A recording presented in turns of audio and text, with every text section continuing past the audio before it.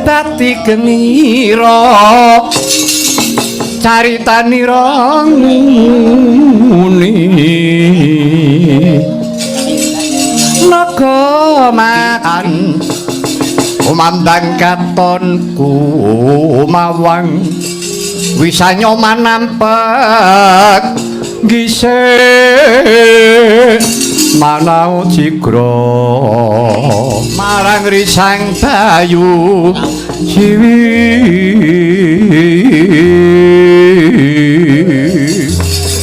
bujreng boleh celana setan podo kegujikan iki Bratasena.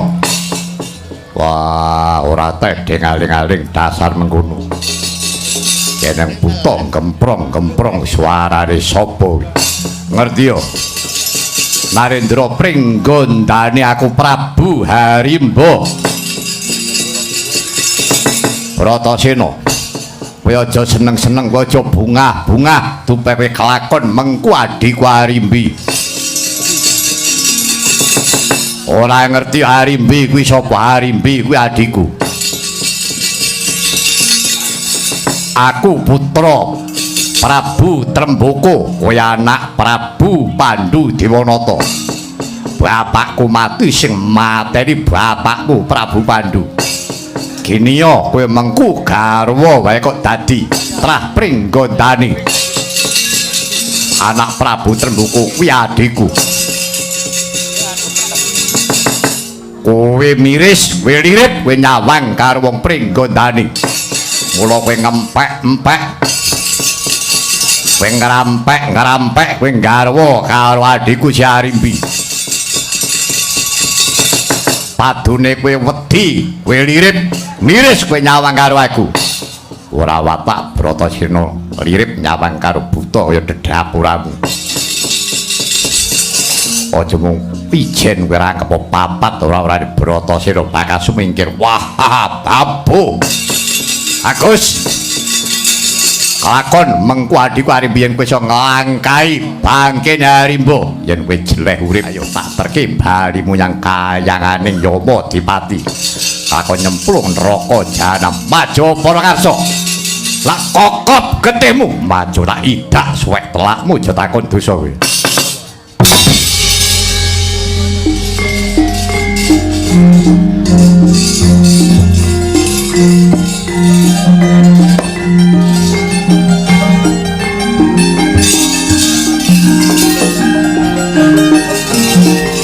Katangmu padha aran jeneng becik besok.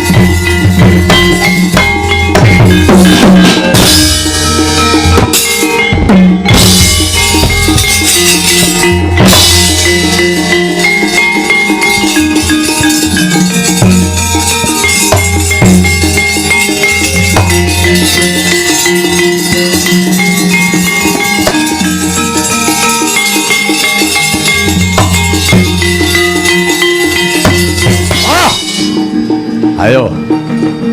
Endi sing luwih rasa? Ketoken budimu. Ya!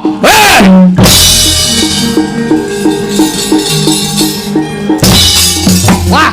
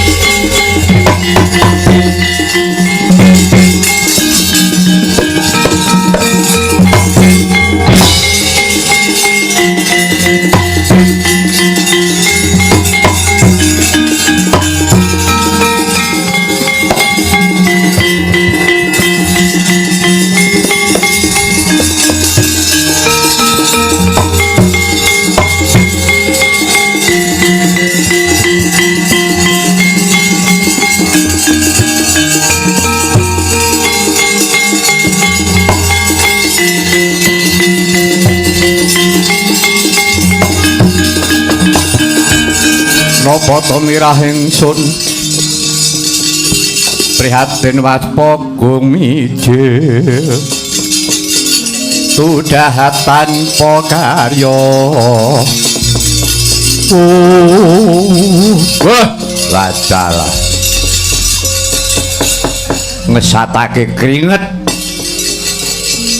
ngendon-ngendone karep ana bocah wadon ayu rupane ngrungkepi padaku sapa kowe ah Kakang Prabu apa kowe lali karo aku Kakang nadyan to si Kakang pangling karo wujudku mesti kula pangling karo tembungku Kakang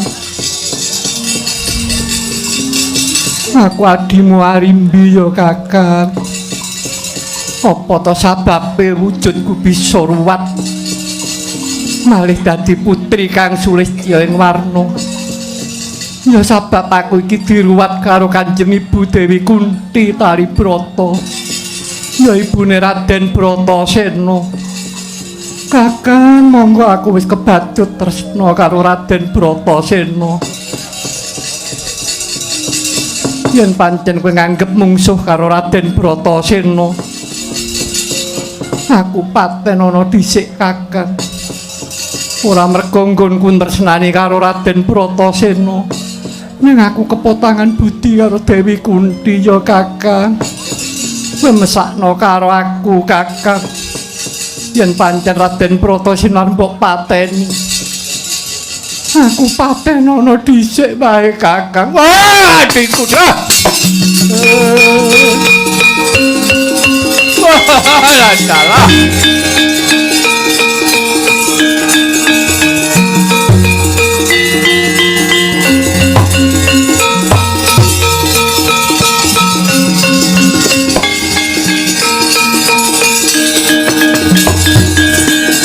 Wenas dene udira kawang-wang gegono bangsu mirat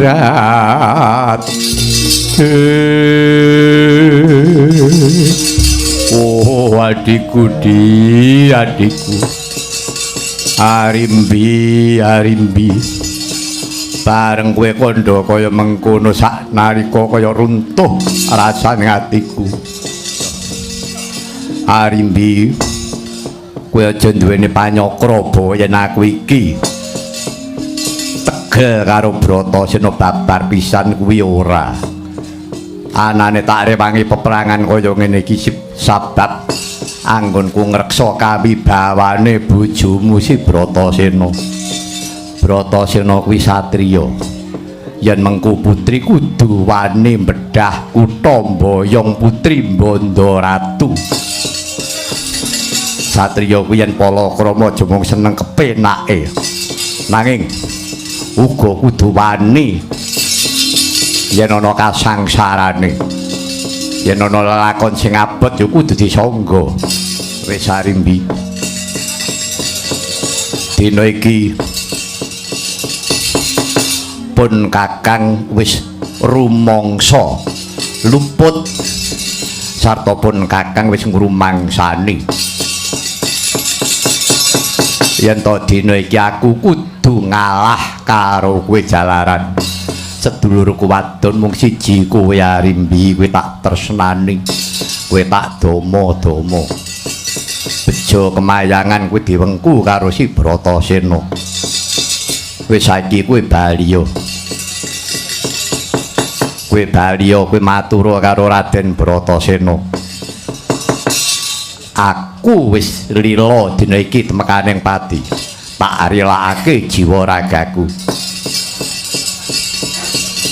Kakang Harimbo piye nadyan kowe ngendika kaya mengkono nanging kowe kuwi sugih Jayaji kawijayan guna kasantikan to sing balung weleting kulit wis kasarira karo kowe mangsa kuwata Raden Bratasena nandingi gridamu Kakang arimbi aja banget-banget mung ndewak-ndewake karo bab perkara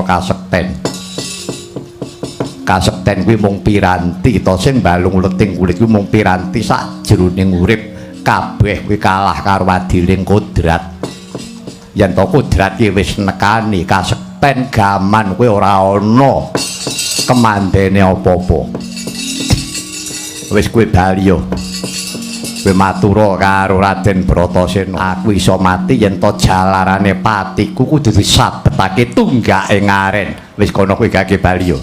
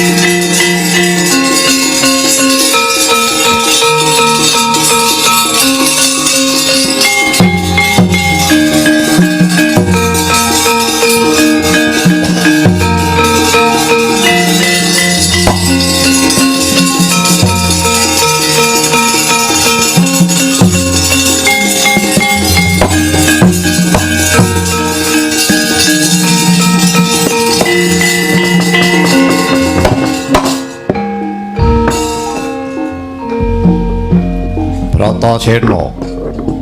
Wah, apa Harimba? Tarasa wis ora bakal warsuh ideping tekadmu. Nggonmu nampa pradune bojomu si Arimbi ya. Wis cetha karepmu piye? Ngene ya Bratasena. Wis aku ngikhlasake ngrilakake patiku. Ya mung sadurunge aku iki notohke napasku sing pungkasan. Rilanana Bratasena aku titip meling karo kowe. Yo biar meling apa? Bratasena ibarate aku nitipake getis tetes balung sak ceklek daging setampel. Wujude adikku Arimbi. Arimbi tresnanana ya Bratasena kaya kowe tresnani nyang awakmu dhewe. Ngono katresnane adikku Arimbi tak tomboki nyawaku. Yo kaping pindhone sak pungkurku yen kowe gelem kowe dadi ratu ning negara Pringgondani. Yen kowe gelem dadi ratu ning negara Pringgondani aku percaya negaraku mesti ayem tentrem ora enek wong colong jupuk. Jalaran ratune jejeg, ratune jujur. Kaping telune aku titip kadangku, kadang brojo kaya Ayamana ya Bratasena. Mangsa bodho nggonmu ngayomi karo adi-adiku. Ya aku iso nampa yen to kowe nitipke kadangmu si Arimbi ning aku mbok dadi ratu ning negara Pringgondani aku geman. Sababe apa? Sababe negara ora yasa. Aku wis duwe negara dhewe. Negara Ngendraprasta kae. Tak labuhi to sing balung leting kulit. Notohake nyawaku. Aku geman kok pasrahe negaramu Pringgondani. Ya wis nek pancen kowe ora gelem dadi ratu ning negara Pringgondani, aku duwe kudangan ya Bratasena. Muga-muga kudang aku disekseni Dewa Suralaya, sekseni jagat sak isine. Muga-muga kowe tak dongake kowe karo adikku Arimbi kowe bisa nurunake anak lanang. Yen kowe bisa mijekake anak lanang, ya wis anakmu lanang kuwi wae besok karpen dadi ratu ning negara Pringgondani. Idep-idep nyambung sejarahku. Yo yen pancen karepmu mengkono tak turuti.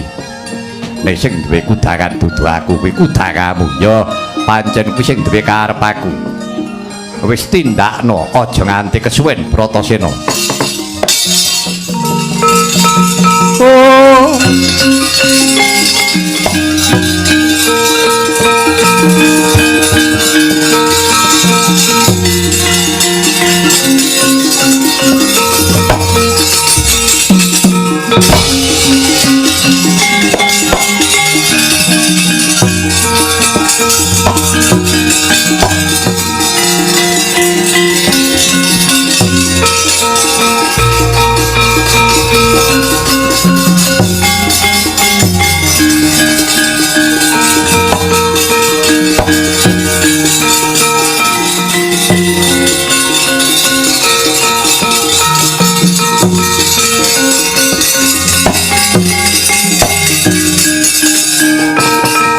Carita Narendra Pringgondani Prabu Harimba wis cinandhak dening Sang Bratasena kaumbulaken sinabetaken linambaran tunggak ing aren tatas tuntas dununging pasti pejah kapisanan Prabu Harimba.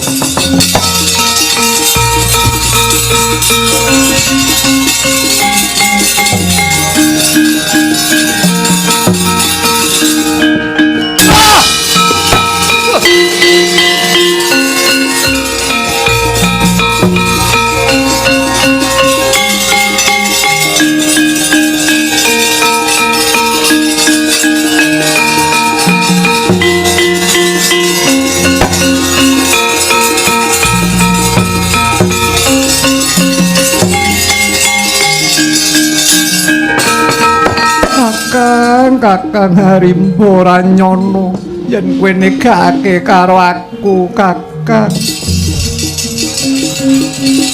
Nganti Kakang Harimbo kowe ngrilakake sugeng mbonggo bebanten.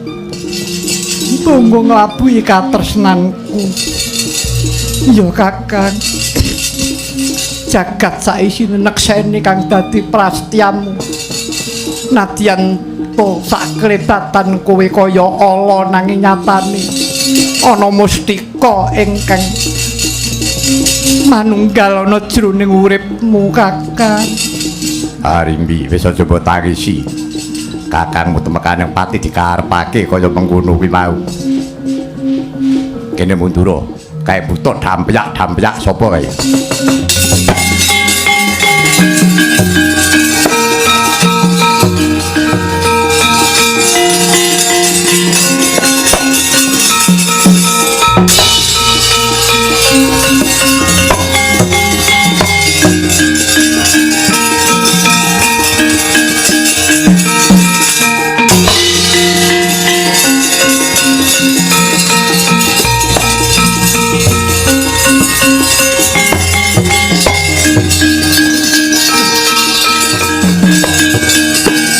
Lengeng triya mangun kung kanduan rimang lerena tanpa kanen yen tan tulusa mengku sang Dyah Utama.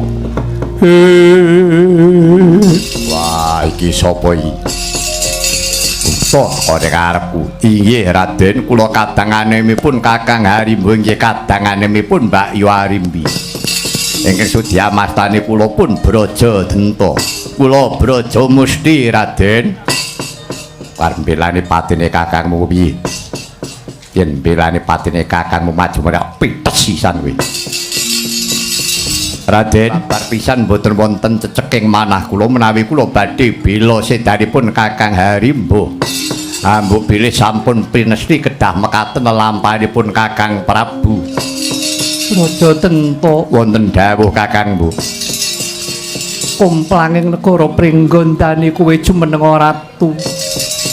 Brajadenta rening kowe kuwi bocah lanang sing duweni wewenang kraton. Kakang, Bu. Sampun dados antep prastiyaning manah kula. Kula mboten kepengin jumeneng Narendra wonten negari Pringgondani. Jalaran Kakang Harimbo sampun masrahaken negari Pringgondani dhumateng paduka Kakang Mbok Harimbi. Kula trimah kula badhe nderek suwita kaliyan Kang Mas Bratasena kemawon. Semanten ugi kula Kakang Mbok. Kuwi lair batin apa padune mbok patut-patut. Monggo abang-abang lambe. Mboten Raden, lair terusing patos wis rila tenan negara Pringgondani Mbak Yumu. Sing darbeni inggih lair patos Raden. Yo yen to pancen mengkono. Sing duweni ucap kaya mengkono ora liya mung kuwi. Yen nganti kuwi mblenjani janji piye? Raden ngantos kula mboten saged netepi ing dados prastya kula mboten netepi janji.